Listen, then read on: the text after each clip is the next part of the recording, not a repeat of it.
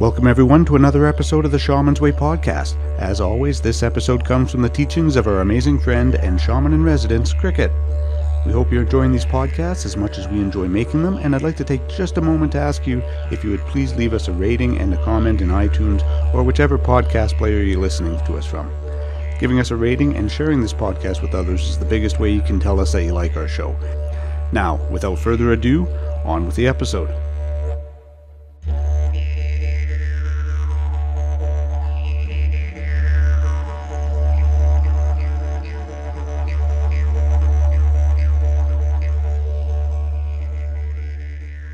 Here we are.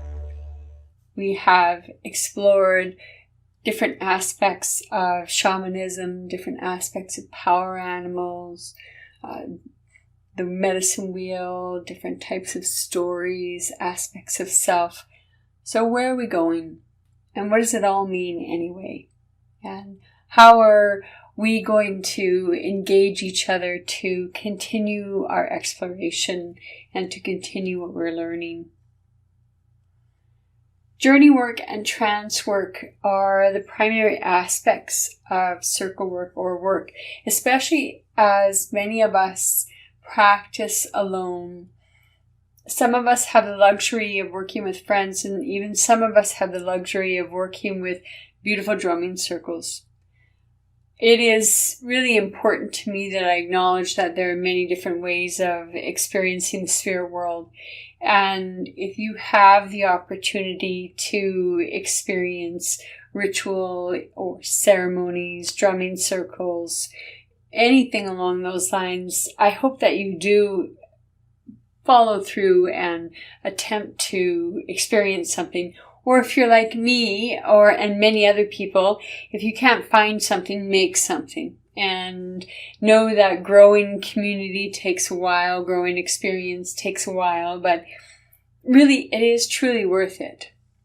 So in having the years I've had a wonderful array of spiritual and physical happenings and events.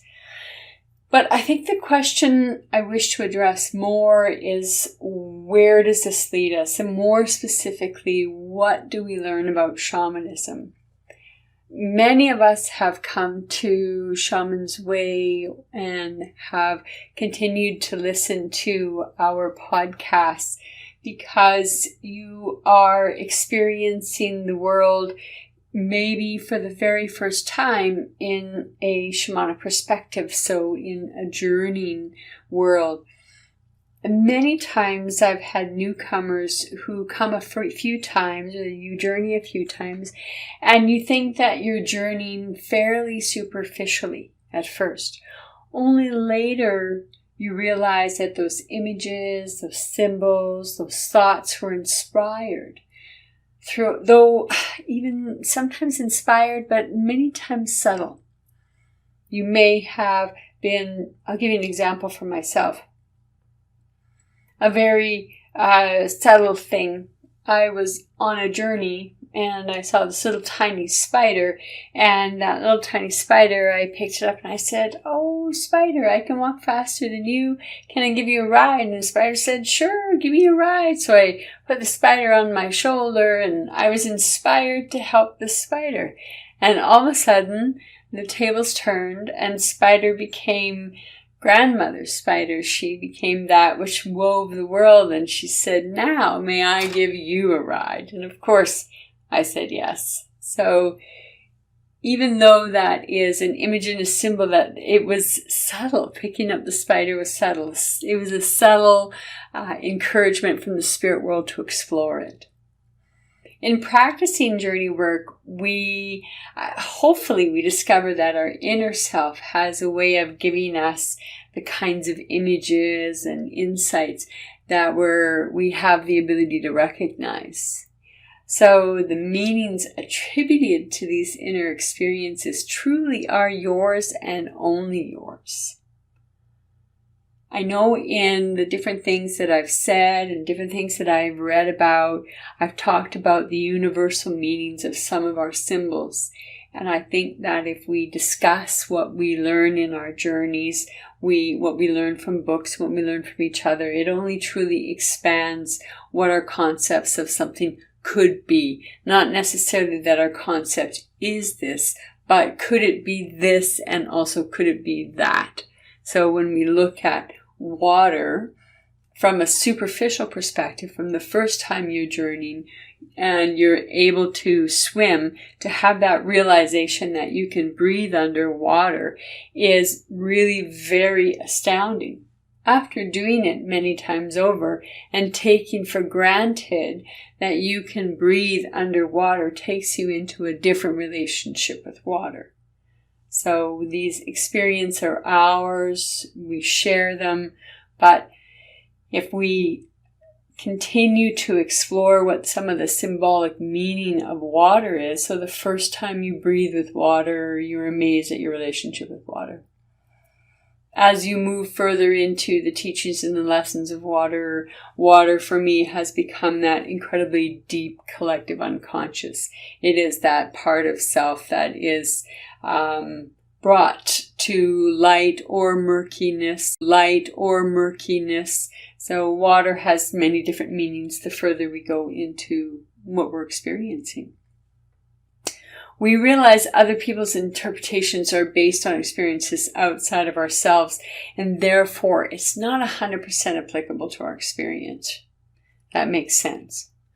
What I try to instill in all of us is really learn to trust your own interpretation and your own intuition, and please write it down. Write down your journeys. You're going to come out and you're going to think, oh, I'm going to remember that, but you won't. And when you come across a journey that you've written or that you've recorded in some form or other, technology is ever increasing and advancing our ways of capturing our thoughts and ideas. And right after the experience, your ideas and how this happened or that happened are very fresh. When you come across that writing, if you explore it 3 years, 4 years later, you're going to be very relieved that you have these incredibly important details written down. I have memories of some journeys that have really impacted me, but it is the tiny details of how this became this, or what was so important about what was in that vase. I don't remember what was in that vase. I know it was really important, and what did I learn about this? So the keeping archive of our own experiences in whatever manner that you do only allows us to have a richer archive of our experiences to draw from. How do we learn what the spirit world means? Well, how we learn is we dig through what is ourselves, and we learn what is ourselves by continually reflecting. I love to pick up and read here and there bits and pieces. I have a book that is called Jung and Shamanism in Dialogue, and I have a funny story with that. So I went to see one of my children was seeing a psychiatrist when they were younger, and I went in and it was my opportunity to see this child psychiatrist, and he said, what are you reading? And I showed him the book, and the look that he gave me was so derisive and so dismissive. I thought it was actually kind of funny, but whatever. I mean, it's his reality. It's not mine. Same as this is my reality, and certainly not his. So the chapter that I draw this quote from is discussing the neurological locus, or the neurological sitting point of the dominant and non-dominant hemispheres in the neocortex. And this is what he says. If the non-dominant hemispheres speaks the language of figure, symbol, gestalt, and image, if it speaks the language of dreams, fantasies, myths, fairy tales, daydreams, active imaginings, why not seek to speak back to it and influence it on its own terms? And this is what shamanic trance does. Brilliant, brilliant quote, because that is exactly what it does. We engage our whole consciousness, and we're learning our own pathways to spirit. It's the middle world. These are practical journey ideas. So we have in our discussions, and we have the three worlds, the upper world, the middle, the three worlds, the upper world, the middle world, the lower world, recognizing that within each of these quote-unquote defined states of upper, middle, lower, the tripartite reality structure, there are still many layers or many depths within each of the three layers. So when I say middle world, there are many different aspects of the middle world.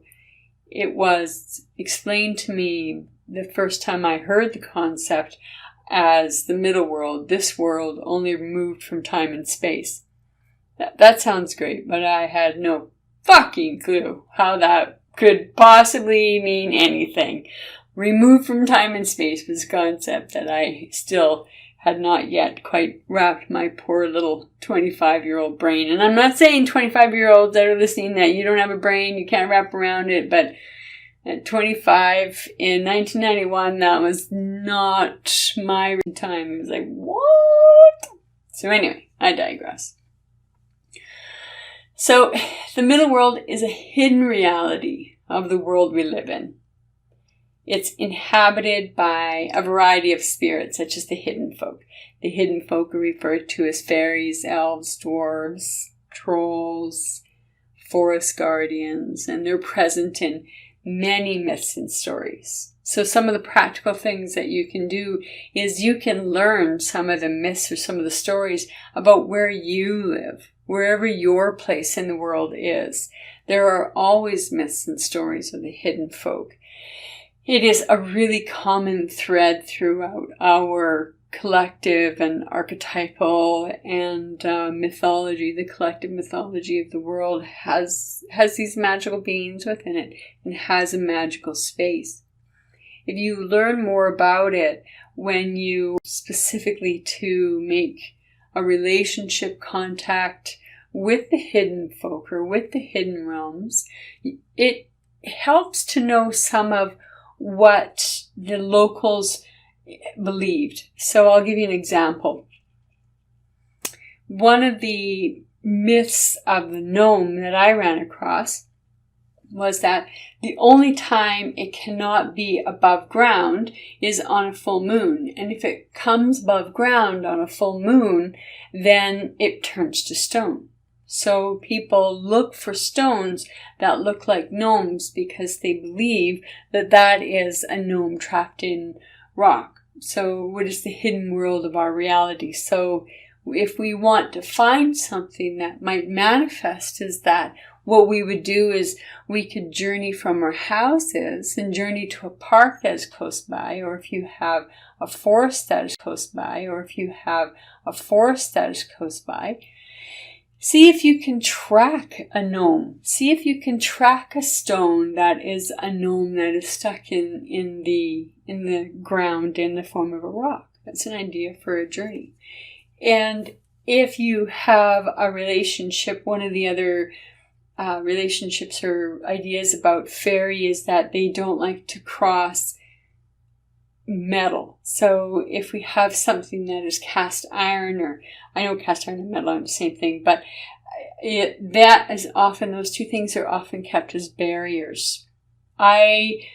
So there's one way. So the hidden folk remind us of that magical time. And because of our cultural conditioning right now has trained us to close the veils between the worlds. Now I am 51, and I think that at least in North America, the last generation whose grandparents had a relationship with the hidden folk. So myself and people older, we are the last generation living that actually has a living memory of fairy and folk world. Why do you not cry over spilt milk? You don't cry over spilt milk because it's a gift to the fairies. And if you cry over giving a gift to the fairies, well, then trouble is certainly going to ensue for you. You can journey back and forth in time in the middle world. I also like to journey back and forth in time in the lower world. In the middle world, we can journey and search for lost or stolen objects. So if you've misplaced your phone, if you've misplaced your keys. Now, you don't have to go into a full-blown trance in order to access middle world spirits. One of the ways that I teach is to move into the lower world, have a relationship, or meet the spirit of the animal, the spirit of itself, that one that will help you in the middle world. So when you're in the middle world, you have what do you learn? So one of the things I've learned from my spirits in the middle world, if I'm looking to track something and I want to use my pendulum, the very first thing they told me to do was stand with my feet firmly on the ground, take a really nice cleansing breath, and breathe everything out. And as I breathe out that intention of letting go of that which will not bring me clarity. So it's like blowing away the bullshit so I can get through to the clarity. So that is one of the tools and methods of working in the middle world. Then I can use my pendulum more. I can use my own senses, my own track intuitions of where something is actually hidden. And when I was a kid, I remember trying to use the intuitive insight, the intuitive sight in order to find lost or stolen objects. And I was really hit and miss using that technique. And once I started using the pendulum, I have come not quite so. I have much better predictions and I'm able to find things much better than if I just rely on my own intuitive quote-unquote sight. Apparently that's not ever going to be my one of my gifts. We know that everything is alive, so it's no mystery to us that we can speak to the spirit of the rocks, trees, plants, wind, water, fire, etc. We can talk to the spirit of all things that live here. The middle world is the hidden reality of the world we live in, that live here. The middle world is the hidden reality of the world we live in. It's inhabited, as I said, with beings of other worlds. The middle world is our familiar world. In their visions, the shamans would journey over it at will, unimpeded by barriers or distance, seeing far and wide, and returning with information about hunting or weather or warfare. By engaging in the middle world through divination or myths and drum journeys, we embark on a journey and we challenge our beliefs and we strengthen our self-confidence. One of the favorite things that I like to do over the years is to have my students journey through a familiar place. So if you live in the city, start off, I don't know where you're going to do your journey. If you're in your house, you're in your house. If you're in your park, you're in a park. But I want you to go to a place you're very familiar with, whether it's a block, whether it's a nature trail. And you're going to journey through and by that place and try to pick out something that is unusual. And then when you come back to this world, travel down that street or that block or that nature trail and try to find what it is you spotted. It might come in an unusual form. So there was a point in time where I journeyed and I saw the curve of water going around the building. And what I realized when I came up to the building was that there was a pipe that had been wrapped around the outside of the building and had been stencilized water on it. Now, I know that this was just a temporary pipe because I live in Alberta and any pipe of water on the outside of the building, incredibly short life. So but I found that interesting. So that was one of the validations that I had. I just had to figure out how to find it or how to see it. So it may, again, we're inspired, but those insights and those visions can sometimes be quite subtle. And we have to be able to play detective and find out, what does this mean? What does that mean? So I also encourage the snake to befriend you in a journey. And I encourage you to ask it to help you become blind to what is around you and help you move your vision inward. And we do this by asking to be with a snake in the process of shedding its skin. When a snake sheds its skin, it goes blind, so it is unable to see. It is very vulnerable. So when we journey to the snake, and as the snake is in that process of being blinded, I ask us to remove what in our vision impedes us from moving inward. So now that we have no outward sight, we have inward sight. One of the reasons we use a blindfold in this work is to shut down the visual cortex in the central nervous system. And once that is relaxed, then other forms of perceiving the world around us change. And in that regard, we're able to journey in a darker sense. Another one that I suggest when I did 2 journeys, or 2 podcasts about the Chakra Guardians, and I hope that you embarked on the journey to meet the guardians of your chakras, and you took into speaking with them and learning what they're protecting you from. I don't see our guardians as protecting us from, really from anything. Rather, I see the guardians of our chakras as being the doorways between the world of spirit and the world of our physical body. And once I developed a relationship with my chakras, then I could tune into them to ascertain information about my health and how something is functioning. Again, this is middle world work here. I spoke to the guardian for my 3rd chakra, and that really helped me to release anxiety that I held there. And simple exercises of breathing and visualization and changing the energy of that place through visualization helped lessen the impact of years of anxiety sitting in just underneath my rib cage.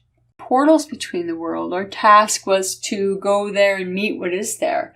We discussed the functions or the roles of the chakras. We introduced the idea of the chakra guardians in the front and in the back.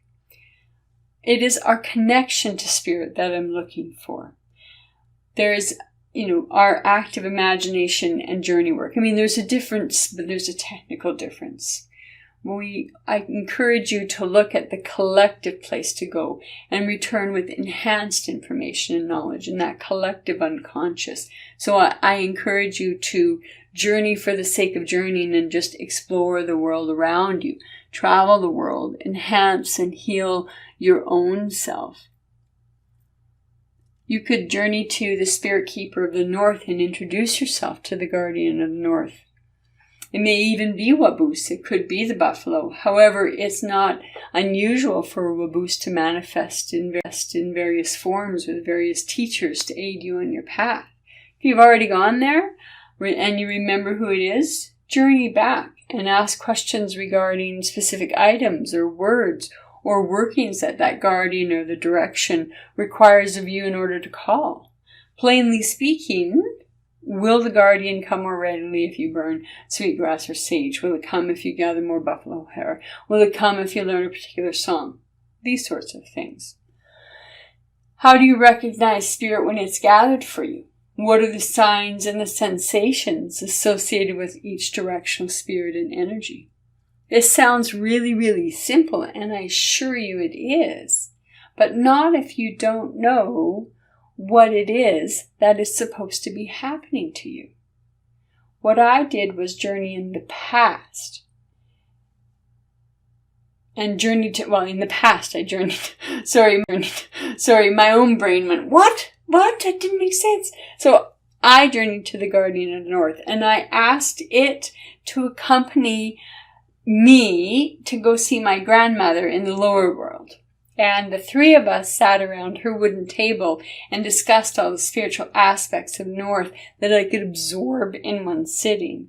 And I asked to be with my grandmother because she was my mentor and she was an integral part of my learning and part of my experience in how to move in, through, and around this world.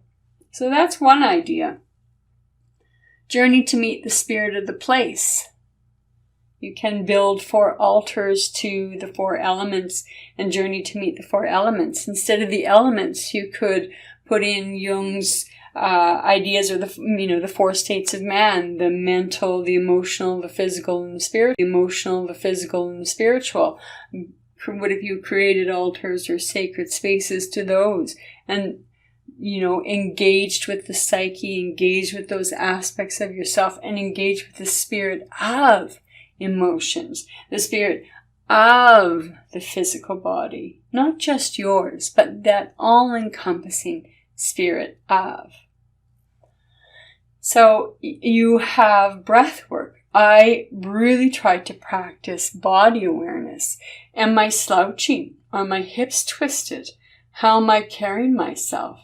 If I'm body aware, I can breathe and connect to the spaces around me. I call myself to be present. I pay special attention to my body awareness. I pay attention to how my muscles are. It allows me to be present in this world. And if I'm present in this world, then I have alert awareness.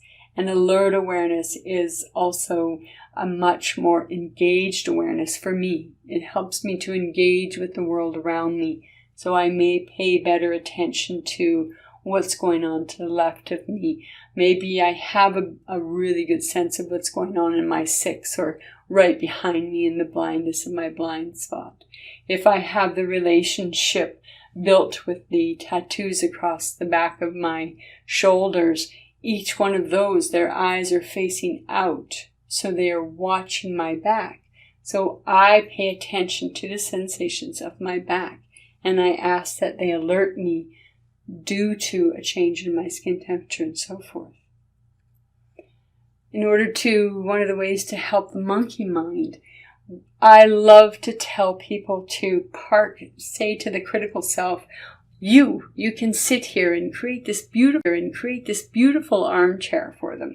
Sit and tell them that they're going to come back and get it. So if you have a critical self, this isn't happening, this isn't working, nothing ever works for you, this is just stupid, why are you doing this isn't coming home, or something along those lines, then you can tell it, you know what, you can have at her once I've come back. Here's a comfy chair. You sit there. I'm going to go have my experience. And when I come back, you can do whatever you have to do, but you can't come with me. And it actually works. Another one of the things that I like to practice when I journey through the spirit world is in circles, I ask people to throw away judgment. So what I do is I have guerrilla tactics in some respects. I have a bag and you can't see inside the bag, and you have to put your hand in and take out a word. And there are times when I've used different words, and there are also times that I've used the word judgment. And everyone is encouraged to walk up to the altar and say out loud, I throw away my judgment. And how amazingly freeing that is. And then to come back into circle, and without judgment, then we bring in the spirit song, then we call in and ask the directions to be with us, and so on and so forth. And I also give them the option of picking judgment up on the way out of the circle if they need to. And people have done that. And that is just how things are. So these are some of the practical ideas of journey work, and how we can operate in each of the worlds, and how we can learn to focus ourselves and yet not have to lose ourselves. Journeying is and it can be underwhelming. Yeah, it is really a matter of practice. I do know that in all of these years of journey work, I have never been bored. I have never run across the same journey twice. I've come in contact with the same spirit more than twice, especially if they're spirits that work with me. And over the years, increasing my relationship, diversifying my relationship, understanding my relationship, so that I have a better understanding of the world around me and a better understanding of the spirits that work with me. These are some of my ideas, and these are some ideas I hope you take and can utilize to explore the world around you in a more heightened manner, more aware manner, or just a different manner. Aware manner, or just a different manner. Neither good nor bad, right or wrong, just something that is different. So I hope for you different experience than when you hopped aboard.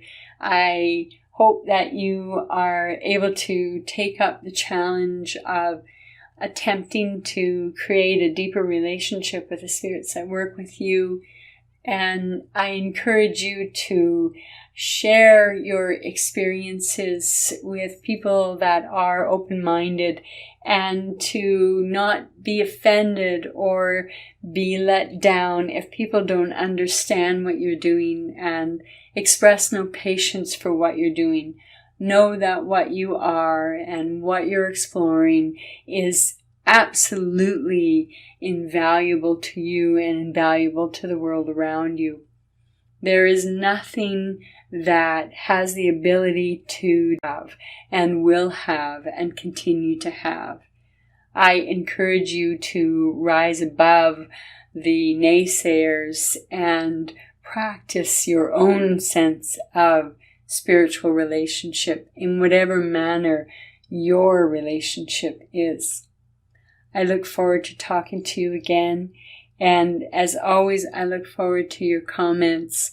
And if there is a way of leaving me a message or a rating on whatever system you listen to, that would be truly appreciated. Let's spread the word of shamanism and convert the naysayers, but only in the most gentle of shamanic ways. Wink, wink. Have a good one. Thank you again for joining us here on the Shaman's Way podcast. If you have any questions, would like to make a request for a future episode, or if you're looking for other shamanic resources, including free drumming tracks, please visit us at shamansway.net. Until the next episode, be well, everyone.